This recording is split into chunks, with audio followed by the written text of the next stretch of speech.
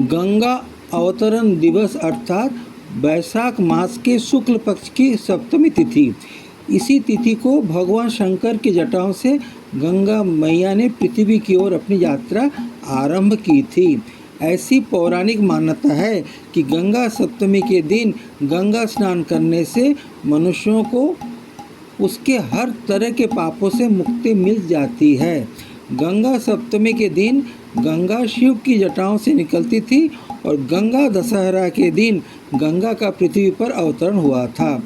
विष्णु आदि विभिन्न पुराणों के अनुसार गंगा को भगवान विष्णु के बाएं पैर के अंगूठे के नख से प्रभावित होना बताया जाता है। ऐसी मान्यता है कि गंगा के जन्म के संबंध में अनेक पुराणों में अनेक कथाएं हैं। एक मान्यता प्राप्त अनुसार भगवान विष्णु के वामन रूप में राक्षस महाबली अर्थात दैत्य सम्राट भगवान के परम भक्त प्रहलाद के पौत्र वो महान बलि थे, दानवीर थे, तो उनको दानवीरता से ही उनका मर्दन हो सकता है, बंधन हो सकता है। अतः भगवान विष्णु ने महर्षि कश्यप और माता अदिति के घर वामन रूप में प्रकट हुए और इस रूप को बोलते हैं वामन अवतार। और उन्होंने बलि को 3 पैर रखने की जगह मांगी और इस तरह से उन्होंने पूरे ब्रह्मांड को अपने अधीन कर लिया और बलि का एक ओर से मर्दन हुआ, एक ओर से बलि का उद्धार हुआ, बलि अमरत्व को प्राप्त किया। और जब उसी समय जब भगवान ने अपना एक पैर बलि के सिर पे रखा और बाकी दोनों पैर पूरे ब्रह्मांड को ढक लिया, तो ब्रह्मा जी ने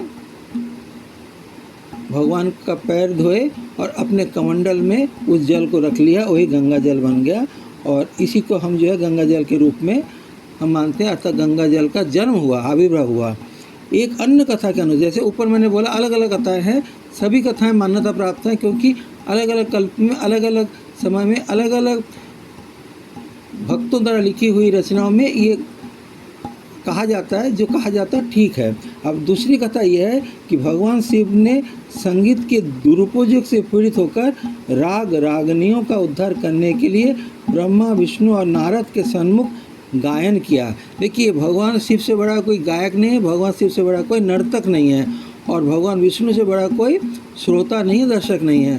तो राग रागनियों का अपमान हो रहा था, उनका गलत उपयोग हो रहा था। उसे रोकने के लिए भगवान शिव ने गायन किया और ब्रह्मा विष्णु नारद आदि देवगणों को बुलाया, उनके सामने उन्होंने गायन सुनाया, जिसे सुनकर भगवान विष्णु के शरीर से पसीना स्वेद निकलने लगा।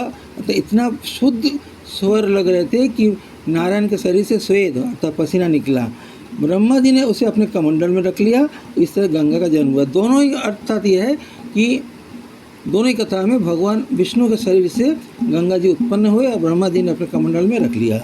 कुछ अन्य पुराणों में ऐसा वर्णन आता है कि भगवान शंकर ने अपनी जटाओं से गंगा को 7 धाराओं में पवित्र धाराओं में परिवर्तित किया, अर्थात गंगा की 7 वेणियाँ हैं। इनमें मुख्य 3 धारा हैं, नलिनी, लादिनी, पावनी। ये पूर्व की ओर प्रकट हुई। सीता, चक्षु, सिंधु पश्चिम की ओर निकली और 7वीं धारा भगीरथी पृथ्वी को निकली। दोबारा सुनिए, भगवान शिव की जटाओं से निकलते समय गंगा माता की 7 धाराएं, सप्त धाराएं प्रकट हुई। 3 धाराएं नलिनी, लादिनी, पावनी पूर्व दिशा की ओर गई। सीता, चक्षु, सिंधु पश्चिम दिशा की ओर गई और 7वीं धारा जो आज भी बह रही है भागीरथी गंगा, जाह्नवी गंगा पृथ्वी की ओर निकली।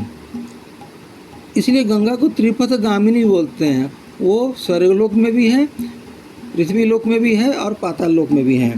पूर्व पुराण के अनुसार गंगा सबसे पहले सीता, अलकानंदा, चक्षु और भद्रा के रूप में 4 धाराओं में बहती थी। पुराणों के अनुसार स्वर्ग में गंगा का नाम है मंदाकिनी, इसी रूप में वो बहती हैं। पृथ्वी पर गंगा के रूप में और पाताल में भोगवती या वैतरणी के रूप में प्रवाहित होती है। दोबारा सुनिए, स्वर्गलोक में वो है मंदाकिनी, पृथ्वी पर गंगा और पाताल लोक में वैतरणी या भोगवती। एक अन्य पौराणिक कथा के अनुसार जब गंगा शिव की जटाओं से पृथ्वी को निकली और उनके प्रचंड वेग से पृथ्वी पर उथल पुथल मच गई, अर्थात जल प्रलय जैसी स्थिति बन गई। उस उथल पुथल मचने से हाहाकार मच गया। तब इसी क्रम में गंगा ने ऋषि जन्नु के आश्रम को भी तहस नहस कर दिया। भयंकर गतिवान जो है वो धारा बह रही थी, तो जन्नु मुनि की तपस्या भंग हो गई। इससे क्रोधित होकर ऋषि ने गंगा को दंड देते हुए उसके समस्त जल को पी लिया। यानी गंगा कितनी बड़ी नदी है, कितनी ताकतवर नदी है, दुर्गा माता की तरल धारा है, और उसको जन्नु मुनि इतने बड़े तपस्वी थे, अपने तपोबल से पी गए उसको। यह देखकर देवताओं ने ऋषि से गंगा को मुक्त करने की प्रार्थना की। सही बात है, देवगण उस सागर सम्राट ने अपने प्रपौत्र भगीरथ के माध्यम से इतनी बड़ी तपस्या करके गंगा अवतरण किया, और जन्नु मुनि ने उसको पी लिया एकदम जैसे कुछ भी नहीं, एक गिलास पानी की तरफ। तो सब ने उनकी प्रार्थना की, उनसे दया भिक्षा की कि हे महर्षि, आप गंगा को मुक्त कीजिए। तब गंगा के मुक्त करने की प्रार्थना सुनकर, और क्योंकि राजा भगीरथ के पूर्वजों की आत्माओं को मुक्ति प्रदान करनी है, इसलिए जन्नु मुनि ने माता को पुनः मुक्त कर दिया, और इस तरह से जाह्नवी उनका नाम पड़ा था। जाह्नव मुनि ने अपने पेट में समा लिया और उन्होंने दोबारा मुक्त कर दिया, तो माता का एक नाम होगा जाह्नवी गंगा। और इस तरह से ये गंगा मैया पूरे भारतवर्ष पृथ्वी लोक का भ्रमण करते हुए समुद्र में मिली, उसको बोलते हैं गंगा सागर, जहाँ सागर राज के 60,000 पुत्र जल के राख हो गए थे कपिल मुनि के श्राप से, और कपिल मुनि के आशीर्वाद से ही उन्हें मुक्ति मिली। भगीरथ ने वहाँ पर तर्पण किया अपने उन 60,000 पूर्वजों का, और वो पूर्वज स्वर्गलोक में गए, मोक्ष प्राप्ति की। ऋषि जाह्नवी को जब देवताओं ने, ऋषि मुनियों ने हाथ जोड़कर प्रार्थना की थी कि हे महर्षि, आप गंगा को छोड़ दीजिए, इसलिए माता का कई नाम हुए। जैसे ऊपर ही मैंने बोला कि लादिनी, पावनी, सीता, चक्षु, सिंधु, भागीरथी,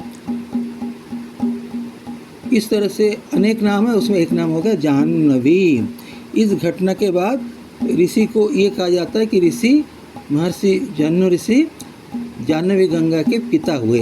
अर्थात माता गंगा तो जगत पिता हैं, जगत माता हैं, वही माता वही पिता हैं, परंतु उनके भी पिता हैं जन्नु ऋषि। से हम सबके लिए, सब भक्तों के लिए वो नाना के रूप में उनकी भूमिका हो गई। जैसे हम बोलते हैं नाना जी, तो नाना जी हैं जन्नु मुनि, और हमारी माता है जाह्नवी गंगा। जय माता गंगा, जय माता गंगा।